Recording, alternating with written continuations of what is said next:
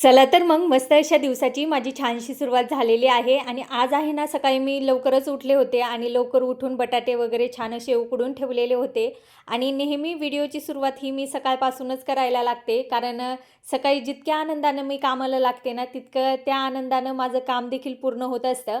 सकाळी लवकर उठल्यामुळे बटाटे वगैरे मी छान शिजवून घेतलेले होते. आता बटाटे छान असे थंड झालेत आणि थंड झाल्यामुळे आहे ना पटकन असे मी त्याला बारीक करून घेते आणि आज मुलांच्या टिफिनमध्ये त्यांच्या आवडीची बटाट्याची चटणी मी देणार आहे. तर त्याच्याच तयारीला मी इथे लागून गेले.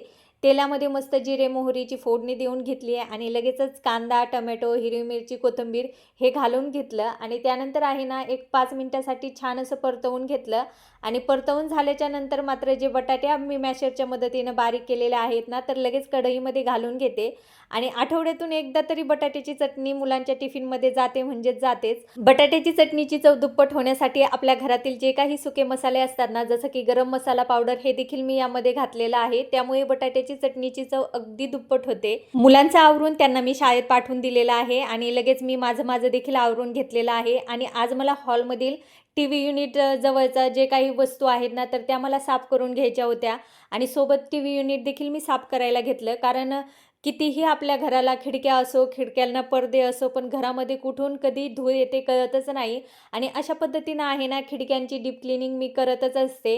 एक 4-5 दिवसातून तरी खिडक्यांची डीप क्लिनिंग मी करते. त्यामुळे खिडक्या आहेत ना स्वच्छ राहण्यास मदत होते आणि शिवाय आपल्यालाच ते बघण्यासाठी बरं वाटतं आणि ज्यावेळेस आपलं घर स्वच्छ असतं, आपला हॉल स्वच्छ असतो ना, तर आपल्या पुढील कामासाठी पण आपल्याला छान वाटून जातं आणि घरामध्ये आहे ना एक वेगळंच वातावरण निर्माण होतं ज्यावेळेस आपण घर व्यवस्थित असं स्वच्छ करतो, नीटनेटकं ठेवतो आणि खरंच या सगळ्या गोष्टीमध्ये आहे ना मला खूपच जास्त आनंद वाटून जातं आणि हे घरकाम करणं म्हणा किंवा घरातील साफसफाई करणं म्हणा हे माझ्या एकदम आवडीचं काम आहे आणि त्यामुळे आहे ना रोजच्या रोज मी हे काम आनंदानं करत असते आणि त्यामुळे देखील माझं काम पटपट पण होतं आणि त्या कामाचा शिवाय मला कंटाळा पण येत नाही. सोबतच टीव्ही युनिट वगैरे मी सगळं इथं छान असं पुसून घेणार आहे आणि एकदा आपण कुठल्या कामाला लागलो ना की मग ती कामं आपली पूर्णच होतात आणि आपण जर कामाचा कंटाळा केला सुरुवातीला की मग अजिबात आपली कामं पूर्ण होत नाही. पण कुठल्याही कामाला आपण सुरुवात केली ना तर ते काम नक्की पूर्ण होतं आणि इथे माझ्यासोबत तेच झालं. मला फक्त टीव्ही नीट वगैरेच साफ करायचं होतं, पण सोबत मी खिडक्या पण साफ केल्या. सोबत हे जे प्लांट आहेत ना तर ते देखील व्यवस्थित छान असे पुसून घेतले. घरातील खिडक्या वगैरे मी आता साफ केलेल्या आहेत आणि टीव्ही युनिट पण साफ केलं, पण त्याच्यावरची जी काही धूळ होती ना तर सगळी खाली येऊन पडलेली होती. कचरा खाली झालेला होता. म्हणून म्हटलं आता ज्या त्या वस्तू आहेत ना हॉलमधील तर त्यांच्या त्यांच्या जागेवर ठेवून दिल्या आणि लगेचच मग घरं वगैरे सगळे झाडून घेतली. झाडझूड करून झालं एकदा आणि लगेचच मग कपड्याचं काम म्हटलं एकदा पूर्ण करून घ्यावं. तर जी काही कपडे होते ना धुण्यासाठी तर तीच मी धुवून घेतली आणि आता लगेचच बाहेर वाळत पण घालते आणि ऊन पण आता भरपूर प्रमाणात पडतंय ना, तर मग अशा पद्धतीनं आहे ना कपडे उलटे करून वाळत घालावे लागतात आणि आता आहे ना उन्हाळा सुरूच झाला म्हणायचा कारण खूप जास्त कडक ऊन पडतंय आणि कपडे वाळायला काय वेळ लागणार नाही. एक 2 ते 2.5 तासामध्ये आहे ना कपडे आरामात वाळून जातील. ऊन आणि वारा असेल ना, तर मग कपडे वाळायला काहीच वेळ लागत नाही. तर इथं माझे छानसे कपडे वाळून झालेले आहेत. आता घरात आलेले आहे. काल नळाला पाणी आलेलं होतं आणि त्यामुळे आहे ना जी काही एक्स्ट्राची कपडे होती ना तर ती मी धुवून घेतलेली होती आणि घड्या करण्याचं आहे ना राहूनच गेलं होतं. खरं तर कालच घड्या करायला पाहिजे होत्या पण ते काय माझ्याच्यानी झाल्याचं नाही. म्हणून आज आहे ना जरा ते घरातली कामं पण माझी पटपट आवरून झालेली होती. आता ही काही दुपारच्या वेळेस जास्तीची कामं असतात ना कपडे जिथल्या तिथं ठेवायची तर हीच मी करायला घेतली आणि मग अशा पद्धतीने दुपारच्या कामाचं नियोजन माझं सुरू होत असतं. सकाळच्या कामाचं नियोजन झालं की मग दुपारच्या कामाचं नियोजन करावं लागतं. दुपारच्या कामाचं नियोजन झालं की मग सायंकाळच्या कामाचं नियोजन करावं लागतं आणि सायंकाळच्या कामाचं नियोजन झालं की मग आपल्याला संध्याकाळचे पण कामाचं नियोजन करावं लागतं. असं रोजचं रुटीन आपल्या प्रत्येक गृहिणींचं चालूच असतं आणि कधी-कधी आहे ना या सगळ्या कामाचा मला कंटाळा येऊन जातो बरं का. पण काय होतं काय माहीत नाही. पण मग एकदा जर कामाला लागून गेले की मग काम करण्याची मी काही थांबत नसते आणि अशा पद्धतीनं आहे ना घरातील जी काही छोटी मोठी कामं असतात ना तर ती मी पूर्णच करत असते. तर असो हे घरातील काम आहे, आपल्याला ते करावंच लागणार आहे आणि आपण जर नाही केलं ना तर दुसरं कोणी करायला पण येणार नाही. कधी पण करा पण ते काम आपल्यालाच करायचं आहे. उशिरा जरी आपण कुठल्या कामाला लागलो ना तरी पण ते काम आपल्यालाच करायचं आहे. त्याच्यामुळे लवकरच कामाला लागून जायचं आणि अजिबात कुठलाच विचार करायचा नाही आणि लगेच कामाला लागून जायचं. ज्यावेळेस आपण कुठल्या गोष्टीवर जास्त विचार करत बसतो ना, हे असं करायचं, ते कसं तसं करायचं, आपण फक्त विचारच करत बसतो आणि आपल्याला जी काम करायची ना तर ती तशीच राहून जातात. काही वेळापूर्वीच माझं घरातील सगळं काम आवरून झालेलं होतं आणि त्यानंतर मात्र मला जरासा वेळ होता तर मग त्या वेळेमध्ये मी माझं व्हिडिओचं काही काम करून घेतलं आणि मग लगेचच मुलांचा देखील शाळेतून येण्याचा टाईम होऊनच गेला होता. म्हणलं मुलं शाळेतून येण्याच्या अगोदर आपण लगेच त्यांच्यासाठी काहीतरी बनवावा. तर इथे मी त्यांच्यासाठी मस्त असं इडली आणि सांबार बनवते. तर त्याच्याच तयारीला मी लागून गेले. आता सांबार बनवण्यासाठी आहे ना ज्या ज्या वस्तू लागतात ना तर ते सगळं माझ्याकडं होतं. नाहीतर कधी-कधी असं होतं सांबार बनवायला घेतलं की शेवग्याच्या शेंगा नसायच्या आणि कधी-कधी मग टोमॅटो नसायचं. पण आज अजिबात तसं नव्हतं. सांबार एकदम मस्त बनणार होतं हे मला माहीत होतं. कारण मग शेवग्याच्या शेंगा, टोमॅटो वगैरे सगळ्या ज्या गोष्टी आहेत ना सांबारासाठी लागतात ना, तर त्या आज माझ्याकडे होत्या घरामध्ये. ऐनवेळी असं काही नसतं. पण कधी-कधी असं असतं ना, सगळं गोष्टी आपल्या घरामध्ये असतात आणि त्यामुळे आहे ना, आपल्याला हे सगळं बनवताना आहे ना, खरंच खूप छान वाटून जातं.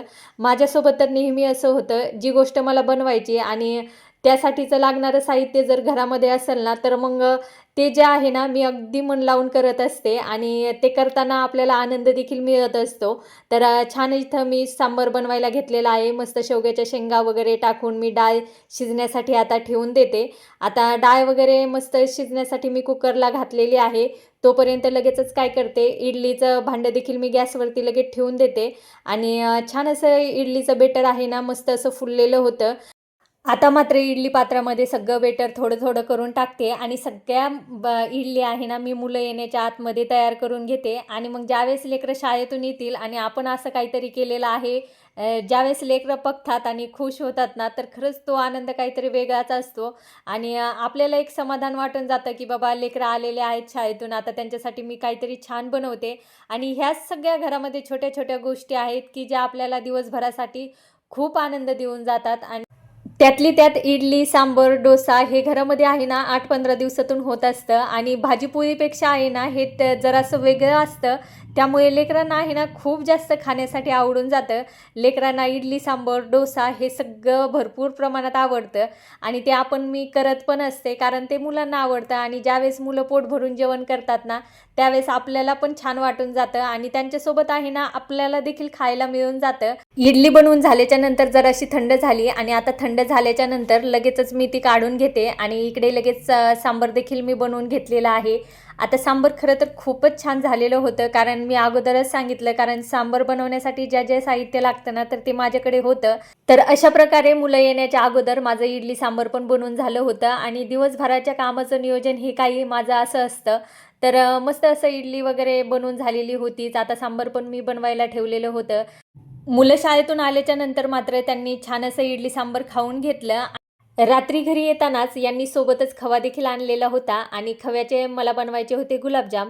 तर तेच आम्ही बनवायला घेतले आणि खरं सांगायचं झालं ना तर मला गुलाबजाम करायचा खरंच खूप कंटाळा आलेला होता. कारण मग येतानीच यांना उशीर झालेला होता आणि रात्रीच्या वेळेला गुलाबजाम करायचे म्हणले तर मग जरासं मला कंटाळा आलेला होता. पण दुसऱ्या दिवशी मात्र हे गुलाबजाम मलाच करावे लागणार, ते पण एकटीला. म्हणून मात्र मी माझा जो आळस आहे ना तो थोडासा झटकून लावला आणि हे पण मला म्हटले, की "तू तयारीला लाग, मी तुला मदत करतो." आणि एवढं म्हटल्याच्या नंतर मात्र जी काही झोप होती ना ती देखील माझी उडून गेली आणि मी म्हटलं, "चला आता पटकन आपण गुलाबजाम करायला लागूयात."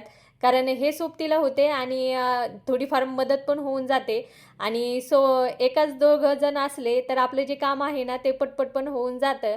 तर मग लगेच आम्ही ते गुलाबजाम वगैरे बनवून घेतले आणि त्यांनी मला तळून दिले. तर सोबत मग पाक पण बनवून ठेवलेलाच होता. तर छान असे गुलाबजामुन बनवले. आता 1 किलो गुलाबजामुनला आहे ना 200 ग्रॅम मैदा घातलेला होता आणि 1 मिल्क पावडरची पुडी घातलेली होती. त्यामुळे आपले गुलाबजामुची जी चव असते ना, तर ती अगदी दुप्पट होऊन जाते. तर अशा पद्धतीनं आहे ना, मस्त असे गुलाबजामुन मी इथे बनवून घेतले. आता हे गुलाबजाम आहे ना, छान असे पाकामध्ये टाकून देते, म्हणजे रात्रभर हे आरामात त्या पाकात मुरली जातात आणि सकाळी मात्र ते खाण्यासाठी एकदम तयार राहतील.